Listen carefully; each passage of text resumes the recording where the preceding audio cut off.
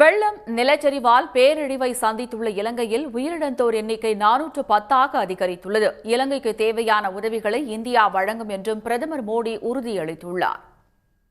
டிட்வா புயல் மற்றும் பெருவெள்ளத்தால் இலங்கை பேரழிவினை சந்தித்துள்ளது. வெள்ளம் மற்றும் நிலச்சரிவுகளுக்கு இலங்கையில் இதுவரை 400க்கும் மேற்பட்டோர் உயிரிழந்துள்ளனர். அதிகபட்சமாக கண்டி மாவட்டத்தில் 88 பேரும், பதுளையில் 83 பேரும், நுவரெலியாவில் 75 பேரும் உயிரிழந்துள்ளனர்.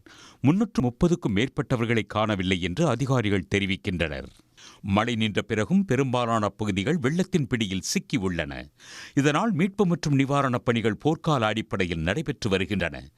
வெள்ளம் பாதித்த பகுதிகளில் இருந்து படகுகள், இராணுவ கவச வாகனங்கள், ஹெலிகாப்டர்கள் மூலம் மக்கள் மீட்கப்பட்டு வருகின்றனர்.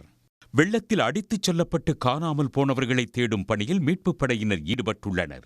இந்நிலையில் நிவாரணப் பணியில் ஈடுபட்டிருந்த ஹெலிகாப்டர் ஒன்று கட்டுப்பாட்டை இழந்து தண்ணீரில் விழுந்தது.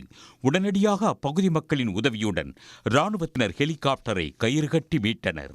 இவ்விபத்தில் இலங்கை விமானப்படையைச் சேர்ந்த விங் கமாண்டர் நிர்மல் சியம்பலாப்பிட்டிய என்பவர் உயிரிழந்தார். படுகாயங்களுடன் 4 பேர் மாரவில மருத்துவமனையில் சிகிச்சை பெற்று வருகின்றனர்.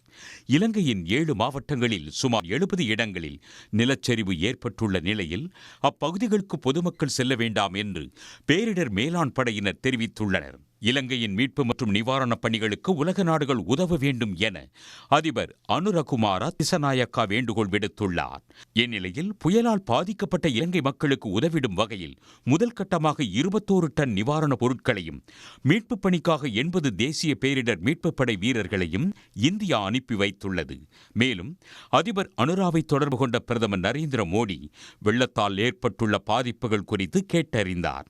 இலங்கைக்கு தேவையான உதவிகளை இந்தியா வழங்கும் என்றும் பிரதமர் மோடி இலங்கை அதிபரிடம் உறுதியளித்தார். உடனுக்குடன் செய்திகளை தெரிந்து கொள்ள சன் நியூஸ் பெல் ஐகானை கிளிக் பண்ணுங்க.